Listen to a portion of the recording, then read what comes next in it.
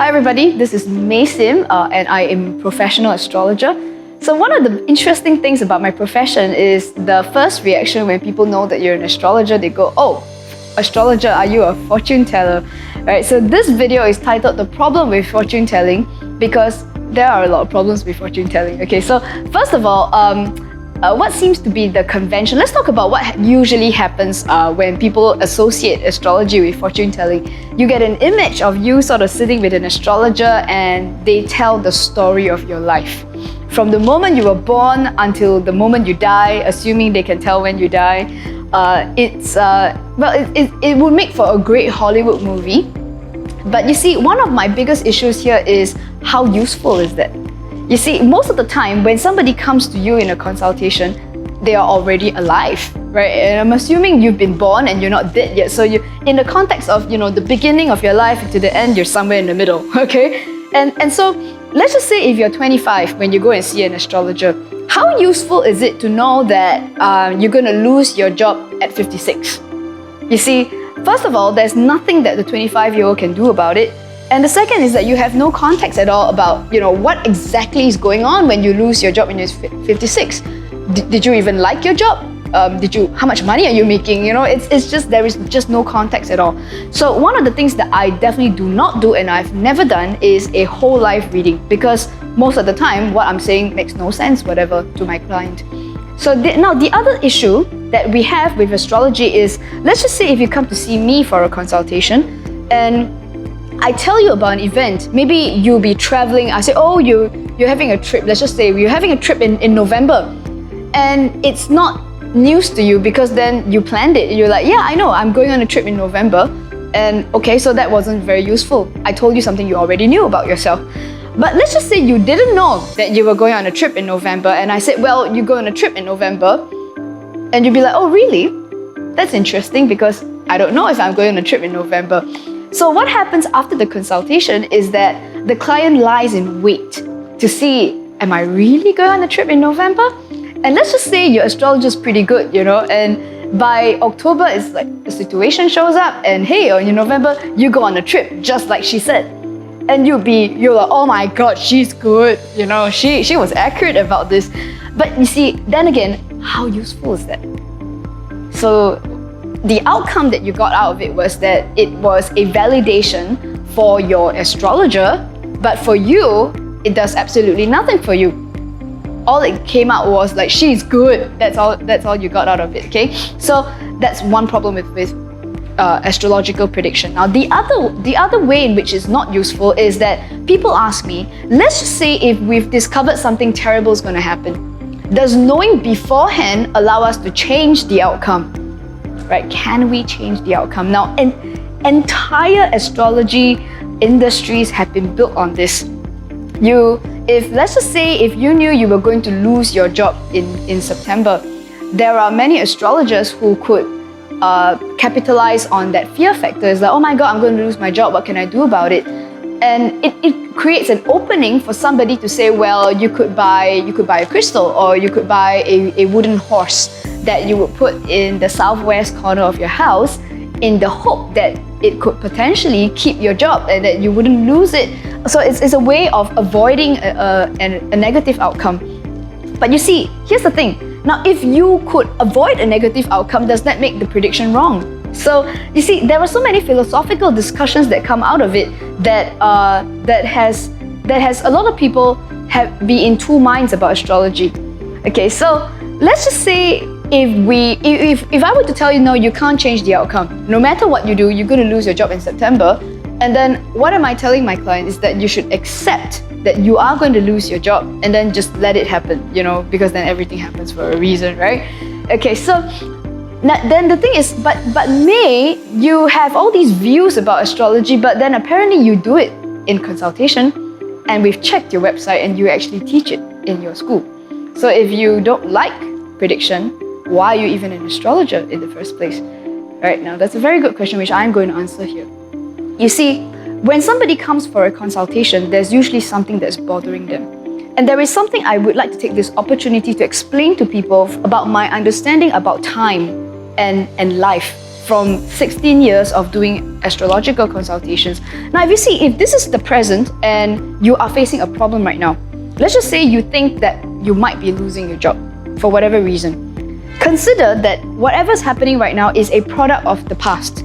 Let's just say you've had, say, 8 or 9 months of not meeting your sales targets, and you're kind of in trouble because then your boss is pretty much saying that you're not doing your job. So what's happened in the past is now creating the present where you start to feel like, okay, I'm feeling insecure. I'm not really sure if I'm going to have my job in the next few months. But think about it, that the present and what you choose to do at this point in time is also going to be what determines the outcome in September, whether or not you lose your job or you keep your job.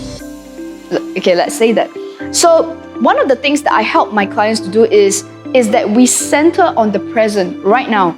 Now, the reason why the astrologer has to do a predictive astrology is that I need to see what kind of factors are in play. So on the outside, on the surface, it looks like you're not performing at work. But you see, with predictive astrology, I can tell are there other things that are happening in your life that is making you not perform at work. So in my years of consultation, there have been people for whom their mother's just gotten cancer, and maybe their mother's been diagnosed with cancer in February, and this means that, for the last 8 months, they just haven't been performing. That happens, doesn't it? So then you find that we're not solving a competency problem, we're dealing with family and emotional distress. So if we solve that problem, perhaps we could solve the career problem as well. Now, it could be that you genuinely were not performing at work. Sometimes the reason is that you're just not interested in the job anymore, or you don't believe in what the company is doing anymore, and then which is why at this present moment, you'd be like, I think I'm going to lose my job. But you see, just that one sentence doesn't give me enough information to work with you, and that's how the predictive astrology really helps. So you see, at this point, my purpose is to help my client make a decision that is going to be in line and in integrity with what you want out of your life. So let's just say you just don't like the job anymore. Maybe you're an internet marketer or something and you just don't believe in what the company is doing anymore. So if it means that in September you're going to lose your job, now this could still happen, and I would do the prediction and I'll say, well, it looks like you're not going to keep your job. But you see, it's not just to let a person know that, okay, the job's not going to happen or you're just not going to stay in it, but rather what happens between now and September, you might have, let's say, 3 or 4 months, is that perhaps you created a different kind of criteria for looking for your new job. So you could still lose your job in September, but then there is a difference between being fired for being that deadbeat person who just doesn't perform, or you could lose your job because you've gone and moved on to something else, right? Or that you've had conversations with your boss in between about what you would want. Sometimes losing your job can mean that you move from one job scope into another. So, which is one of the reasons why the chart indicates that you're having some kind of a career change or a job change in that sense. So what we're looking for is an empowering context. And if you ask me, what would be a logical time period for people to do prediction? Because clearly, I'm not going to do a full live consultation for you, because what you do today might not necessarily impact what happens to you in 50 years' time, let's just say. So for me, a very practical time period is about, in general, it would be about 6 months, because then everything that you're dealing with right now, you want to see how it plays out and what decisions you need to make right now to have an empowering context for the next 6 months. However, this is it's difficult to say in general. For example, we've had people who had concerns about buying a piece of land on which they are building a house. So right now you have concerns about it, but the house is only going to be ready in, say, 3 years' time. Construction is going to take 3 years. So then occasionally, does it mean that May is just going to keep it with 6 months? Possibly not. Because then we might have to look at a situation that you have to deal with 3 years from now, when a certain expenditure might come up. And you have to make some decisions right now that could directly impact what happens in 3 years. Could I do a prediction for 3 years' time? Of course I could. But we need to have some kind of reason why we're looking at it and how looking at it is going to help you make a decision right now. Okay? And so for me, context is essentially the most important thing. Okay, so I hope I've clarified some doubts. Lots of people have questions about prediction. It does work. So if it means I have to look at what happens to you in 2050 if you're still alive, I could.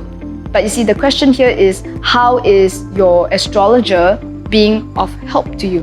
So predictive astrology is a great tool, and a very good astrologer will be accurate in that sense. But you see, always remember, accuracy only validates the astrologer and is not very useful to you. So the next time you go to see an astrologer, make sure that you have a context for what you're looking at, and be sure to articulate to your astrologer how he or she can be of help to you.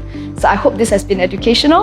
If you'd like to get more information, we have some really interesting articles at my website. You can visit us at www.selfastrology.com. For most people, they tend to think of, career and romance as being totally separate, and which is why I get emails from people saying, hey, I want to ask you about my career and my romance. Do like our Instagram and Facebook page, and also subscribe to our YouTube channel for more videos like these. Do post your comments if you'd like me to answer any questions about astrology, and I'll address them in my upcoming videos. Thank you very much for watching. There is actually a secret that I've discovered over the years from doing